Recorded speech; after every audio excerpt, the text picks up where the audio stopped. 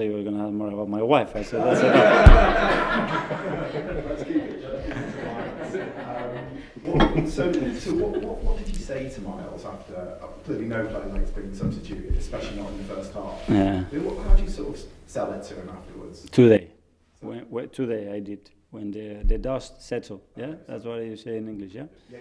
And talk openly, what can we learn from that situation, how can we expose the team, what are the things that we have to try to avoid without losing his essence that your colleague was talking to a little bit before. And that's what we have to do, understand where that line is, because he's a superb player, he has attitude, his courage, what he transmits.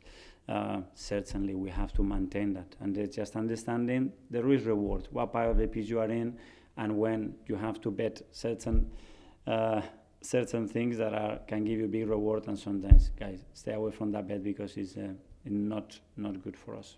I mean, he's obviously a young kid. Is that going to happen? These kind of instinctive moments where he doesn't have the experience maybe to hold back. Is that what you're trying to fight with?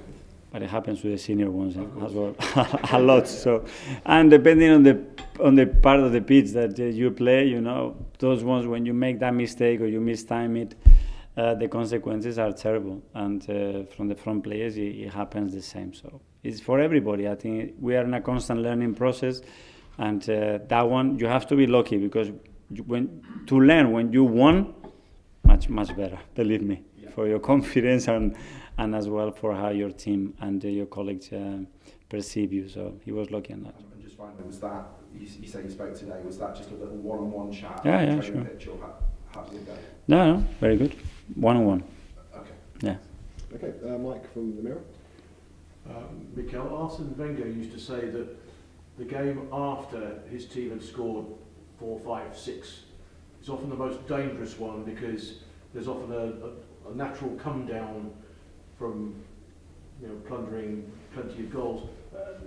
Having gone 0-0-7 James Bond style, are you? That's a good analogy. And now, boom. I hope so that we can replicate that.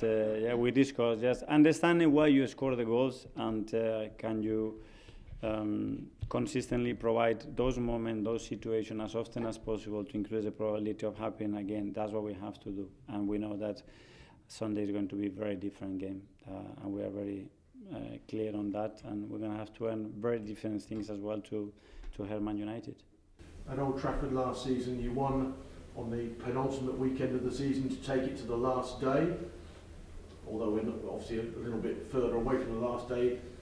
A win at Old Trafford on Sunday would keep you in the hunt, wouldn't it? Whatever Liverpool do would keep you in the hunt. Well, certainly it's going to keep us the momentum going, but we're going to have to be really good to earn the right to do that. We know historically as well how tough it is to win there, and we're going to do our best and earn the right to win it.